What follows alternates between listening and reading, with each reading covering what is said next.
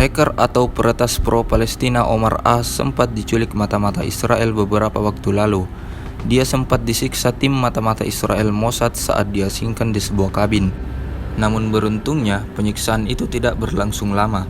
Organisasi intelijen Turki atau MIT berhasil menyelamatkan Omar A. yang sempat diculik Mossad di Kuala Lumpur, Malaysia. Setelah menerima laporan, MIT berkolaborasi dengan pasukan keamanan Malaysia dengan sigap menyelamatkan hacker tersebut. Omar diculik karena berperan besar menggagalkan peluncuran rudal Israel ke Palestina. Omar diketahui menjadi dalang peretasan Iron Dome milik Israel pada tahun 2015 dan sering menjadi rekan perjuangan sayap Hamas Brigade Al-Qassam dalam melancarkan serangan rudal ke wilayah Zionis. Awalnya, Omar diculik dengan cara diiming-imingi pekerjaan yang menggiurkan. Endingnya malah diculik dan diasingkan. Omar sigap diselamatkan dan dikembalikan ke Turki oleh MIT.